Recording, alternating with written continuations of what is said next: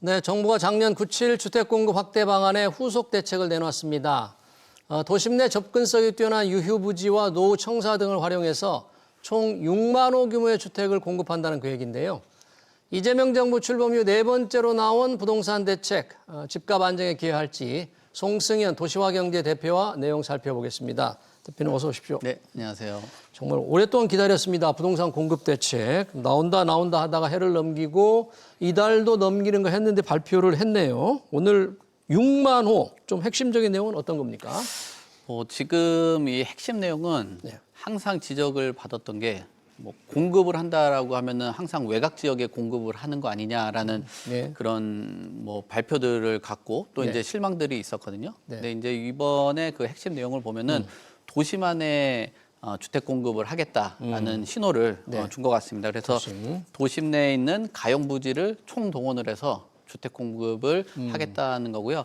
2027년을 착공을 목표로 하고 있기 때문에 2027년. 그렇죠. 네. 그러면은 결국은 이 주택 공급에 대한 그 속도도 가시화에 있는 것들을 내놓았다라고 볼 수 있을 것 같고요. 네. 특히 물량 자체는 총 6만 호 정도가 공급이 되는데 서울에서는 3만 2천 호 정도, 네. 그리고 경기에서 한 2만 8천 호 정도 공급을 하고, 이 내용을 결국 살펴보면은 도심안에 공급을 하는 거니까 직주 근접형 도심 공급이다라고 보시면 될 것 같습니다. 네, 직주 근접형. 사실 많은 국민들이 원했던 게 이것이고 또 하나 원했던 게 좀 빨리 하길 바라는데 이건 빨리는 바로 당길 수는 없는데 앞으로 어떻게 절차가 시작될지 지역별로 눈길을 끄는 지역별로 이제 발표된 해당 지역의 규모를 하나씩 살펴볼까요? 어떤 가장 관심을 끌었던 건 어딜까요? 제일 관심을 갖고 있는 거는 서울의 중심 중에서도 가장 핵심이라고 보면 그 용산인데, 용산. 예, 네. 용산에 있는 공급을 가장 그 관심 있게들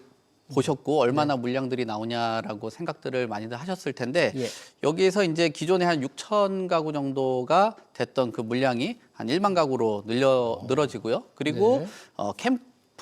캠프킹 부지라고 예. 이 삼각지에서 남영역 올라가는 위치 있거든요. 삼각지에서 남영으로 올라가는데 예, 그곳에 이제 물량이 기존에 1,400가구였는데 지금 한 2,500가구 정도로 물량이 상당 부분 한 1,000가구 이상 늘어났겠죠. 예. 그래서 용산 일대만 약 한 1만 2천 가구 정도가 물량이 늘어난다라고 볼 수 있고요. 예. 그리고 작년에 서울의 주택 가격하고 가장 뜨겁게 화두를 가져왔던 곳이 예. 이제 과천 지역인데, 과천. 예, 네. 과천에서도 물량들이 한 1만 가구 가까이 되는 한 9,800가구 정도 나오는데, 여기에 이제 과천에 있는 경마장 부지, 그리고 경마장? 예, 네. 그다음 방첩사령부 부지, 여기가 이제 주암동에 위치를 했거든요. 예. 상당히 인접한 지역인데 여기에 이제 총 두 개 부지를 이전을 해서 한 9,800가구 정도 하겠다라는 거고요. 그리고 그 외에도 과천 일대와 함께 성남이라든지 네. 이런 지역들도 주요한 지역이라고 볼 수 있을 것 같습니다. 네.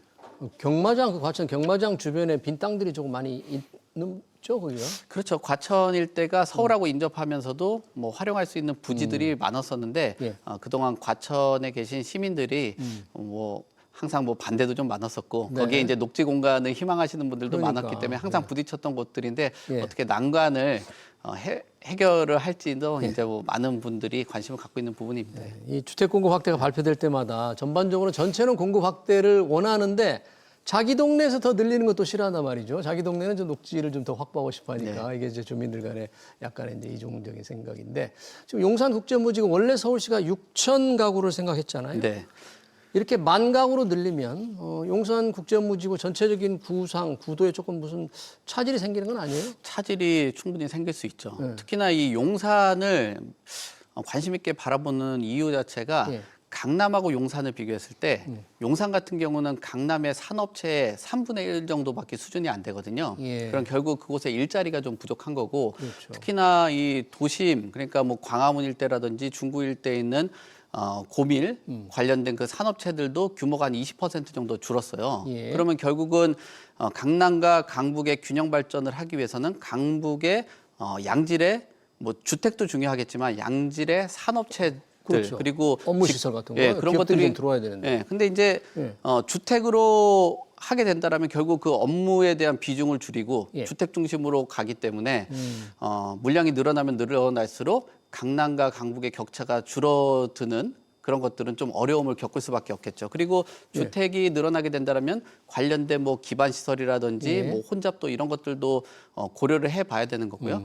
향후에 그런 계획들에 대한 맞춰서 주변에 있는 뭐 향후에 그 계획들이나 이런 것들이 손볼 수밖에 없는 상황이기 때문에 그러니까요. 일단 발표는 했지만 네. 이 발표가 실질적으로 진행까지 이어지냐라는 거는 뭐 이제 지자체하고는 상당 부분 협의를 해야 될 것 같습니다. 그러니까 서울시도 처음에 6,000호로 한 다음에 이렇게 정부가 자꾸 중앙정부 늘리라고 하니까 오세훈 시장이 조금 굉장히 소극적이었잖아요. 네. 그만큼 본인의 다 계획이 있는데 이걸 갑자기 바꿔버리니까 뭐 용적률만 높이면 이렇게 금방 더 지을 수 있는 거예요? 뭐 그렇게 지을 수 있다라고 판단을 해볼 수 있는데 용적률을 올린다라는 거는 결국 거기에 수용되는 주거 수요가 늘어나게 되는 거고 그 주거 수요에 맞춰서 이제 뭐 교통 계획이라든지 또는 어떤 뭐 도로라든지 여건 뭐 이런 것들을 다 수정을 해야 되기 때문에 단순하게 여기서 이제 물량 자체를 뭐 4천 가구 늘린다라고 해가지고 뭐 한 4천 가구 정도만 늘어난다라고 단순하게 생각할 게 아니라 모든 계획이라는 게 특히나 용산에 있는 국제업무지구는 막상 이제 펜스는 쳐져 있지만 실제로 가서 보면은 실질적으로 그 일을 하고 있거든요. 계획에 맞춰가지고. 지금 공사를 하고 있다. 네, 전반적인 그런 이미, 뭐 조성들도 하고 있고 계획대로 가고 있는데 여기서 다시 리턴을 해서 다시 또 출발하게 된다면 그 계획의 기간도 늘어날 수밖에 없고 그리고 목표했던 그 시점에 착공에 맞춰서 하는 것들도 상당 부분 지연의 요소도 발생될 수 있다라고 보거든요. 왜냐하면 특히나 이 용산 같은 경우 예전에 큰 사업을 추진을 하다가 한번 엎어졌죠. 속된 말로 그 엎어진 경험들이 있기 때문에 그 부분에 대해서 이렇게 길어지게 되면 그만큼 잃어버린 시간을 또 추가로 또 잃어버릴 수 있다라는 우려가 있습니다. 그러니까 사업성에도 영향을 미칠 수 있기 때문에 과연 계획대로 될지 좀 지켜봐야 될 것 같고요. 용산 못지않게 관심을 끄는 곳이 노원구 태릉골프장입니다. 이 문재인 정부 때도 태릉골프장 주택 공급하려다가 뭐 아주 주민들과 반대가 심해서 무산됐는데 이번에 6,800가구를 짓겠다 그러네요. 뭐 어떻습니까? 이건 또 반대가 적지 않을 텐데 설득이 될까요? 그 반대가 굉장히 심했죠. 그 지역 같은 경우는 아까 강남하고도 이야기를 드렸지만 이곳에는 뭐 녹지라든지 업무 시설을 굉장히 희망을 하는 거예요. 오히려 주거는 너무 과밀이다라는 평가들이 많을 정도로 여기에 추가적으로 집을 더 짓는다라고 하면은 반대가 많을 수밖에 없죠. 그리고 이 반대를 넘어선다라고 해도 한때 종묘에 대해서 엄청난 비판이 있었잖아요. 네, 그렇죠. 근데 이 태릉시시 주변에 보면은 태릉하고 강릉이라는 이런 또 문화재가 또 있단 말이에요. 그렇습니다. 그 이 문화재를 또 어떻게 할 거냐. 그래서 이것을 좀 돌파하기 위해서 보도자료를 보면 저밀로 개발을 한다라는 건데 저밀로 개발하면은 아무래도 주택에 대한 그 주거에 대한 쾌적성이라든지 이런 부분들이 확보되기가 좀 어렵다라고 보는 거죠. 그러면은 결국 이 태릉시시가 다시 한번 그런 주민들의 의견을 그리고 목소리를 과연 돌파를 할 수 있을까? 그리고 그 돌파 이후에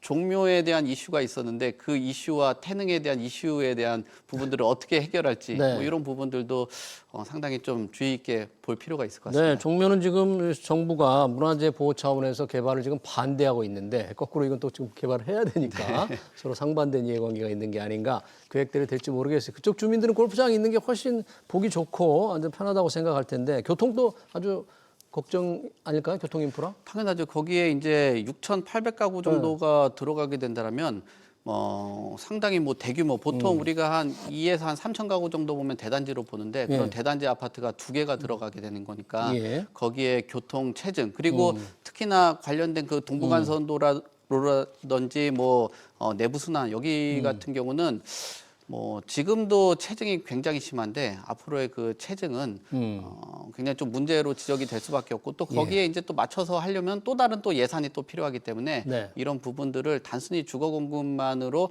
해결하는 것들은 오히려 이 노원 일대에 계신 분들에게 좀 하나의 뭐 피해가 될 수 있다라고도 보는 거죠. 그러네요. 정부도 좀 답답할 것 같습니다. 근데 또 하나 관심이 공공청사 개발인데 예전에 정부가 이제 주민센터를 재건축해서 공급할 때 강동 천호 행복주택인가요? 좀 자그맣게 제가 좀 불만이 많았는데 이번에도 뭐 그렇게 조그맣게 지은다 그러면 소형 평형이면 서로 좋아하지 않을 텐데 어떨까요? 지금 문제가 36제곱미터인데요. 그때 당시 그 면적 자체가 그러니까 국민 평형이라고 불리우는 게 84제곱미터예요.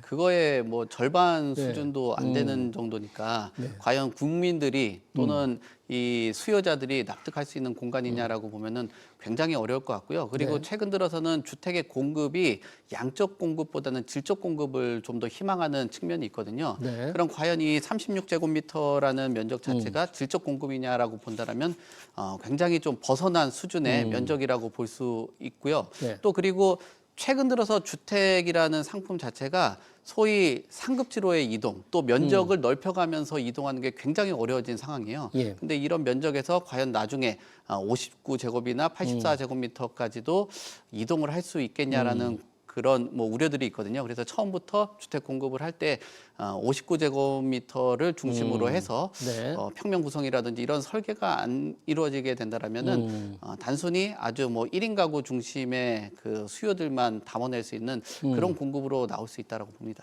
네, 이제 관심은 언제쯤 착공이 되고 언제쯤 입주가 될까. 물론 시간이 상당히 많이 걸리겠지만 오늘 발표한 여러 지역에 전체적으로 6만 호인데 그나마 좀 빨리 될 수 있는 곳이라든지 아니면 이건 정말 어려울 거다. 이쪽은 좀 현실성이 떨어진다. 좀 혹시 그런 데가 좀 차별적으로 나타납니까? 그나마 좀 빠르게 진행될 수 있는 곳이 성수동에 위치한 기마대 부지 같은 경우는 네. 뭐 좀 가능할 것 같고요. 그리고 노후된 청사들은 뭐 몇몇 곳들이 있는데 이런 부분들은 뭐 이전이 완료됐거나 또 면적이 적으면 적을수록 아무래도 이전하는데 좀 쉬울 수 있거든요. 네. 그러니까 뭐 주택 가구 수가 좀 적은 곳들은 충분히 그 주택 공급을 할 수 있다라고 보여지는데 네. 다만 이제 선호도가 높은 뭐 지역과 또 대규모 물량들이 나오는 곳들 이런 네. 곳들은 속도가 나오기 어려울 것 같아요. 우리 앵커께서도 지적을 한 것처럼 이 용산이라는 곳은 아마 주택 공급에서 네. 모든 사람들이 관심 있는 지역이거든요. 그러니까요. 용산. 네. 네. 근데 가장 충돌이 많을 것으로 보이는 곳도 이곳이에요. 예. 예. 그러면 결국은 이 용산에 있는 국제업무지구가 이 가구 수를 돌파하고 예. 뭐 지자체와의 협의가 이루어지겠냐라는 것도 문제점으로 그 지적을 할 수 있을 것 같고요. 네. 한 번 그 고비였었던 그 네. 태릉 CC 같은 경우도 뭐 문화재 뭐 이 이슈가 네. 최근 주택 개발과 공급 사이에서는 큰 화두고 한때 이곳에서 이제 개발하는 데 있어서 문화재청장도 나왔었고 뭐 예. 장관까지도 나와가지고 뭐 얘기가 있을 정도로 굉장히 정치화된 부분이 이 문화재거든요. 그렇죠. 그러니까 이 용산하고 이 태릉 CC 같은 경우가 좀 어려울 것 같고 또 거기에 이제 과천이라는 지역들도 상당히 선호하는 지역인데 이것도 좀 충돌이 있지 않을까라고 봅니다. 결국은 가장 선호하는 지역이 가장 공급이 되기에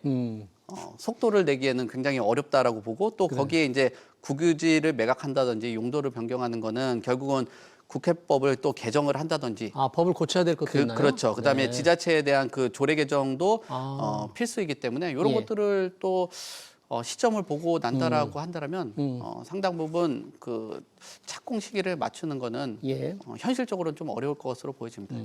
정부가 오늘 이제 발표하면서 오늘 발표한 구역에 대해서 바로 토지거래 허가구역으로 이제 지정을 했나요? 한다고 그랬나요? 그런데 지금 서울과 경기 전부 토지거래 허가구역으로 지정이 됐는데 추가되는 지정할 곳이 좀 있는 건가요? 뭐 몇몇 곳들이 눈에 보이긴 했는데요. 뭐 예. 남양주에 있는 군부대 일대라든지 또는 고양시의 그 국방부 자리인가요? 뭐 그 지역들은 이제 추가적으로 토지거래 허가구역으로 지정될 가능성들이 있고요. 그리고 지금 뭐 수원이라든지 안양 뭐 몇몇 곳들은 토지거래 허가구역으로 지정을 한다라고 합니다. 다만 이제 토지거래 허가구역이 이런 지정은 하긴 하는데 원래는 사실 이런 개발 계획에 맞춰서 토지거래 허가구역을 지정을 하는 건데 예. 지금은 주택 가격이 과열되는 지역에 그 네, 규제를 한 그렇죠. 상황이기 때문에 네. 요 토지거래 허가구역을 보는 시각들도 좀 다양한 그 시각들이 나올 것 같습니다. 그러네요. 맞습니다. 자, 이번 대책 이제 실행에 달려 있는데 정부가 이렇게 믿음을 줬지만 우리 국민들까지 과연 믿고 있을지는 모르겠습니다. 집값 안정에 어느 정도 기여할 것으로 보십니까?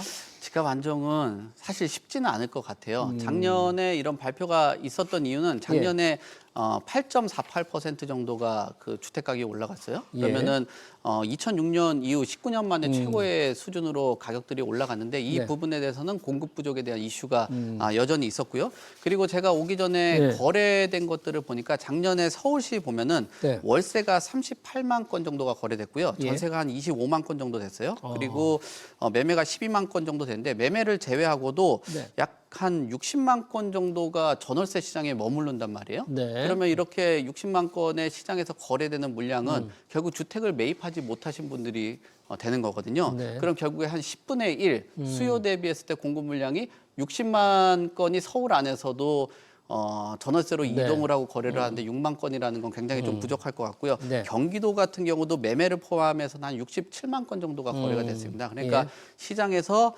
많은 분들이 이렇게 그 유동적으로 움직이고 대기 수요가 있는 상황에서 청사진만 제시한 주택 공급으로는 주택 가격 안정에는 좀 어려울 수밖에 없다. 그래서 신규 공급에 대한 그 힘을 너무 들이는 거 아닌가. 오히려 유통될 수 있는 물량들을 좀 늘릴 필요가 있는데 최근 들어서 토지거래 허가구역이라든지 뭐 양도세 네. 중과 유예에 대한 그 폐지 뭐 이런 문제들이 있어서 오히려 주택시장의 과열로도 나타날 가능성도 충분히 있다고 봅니다.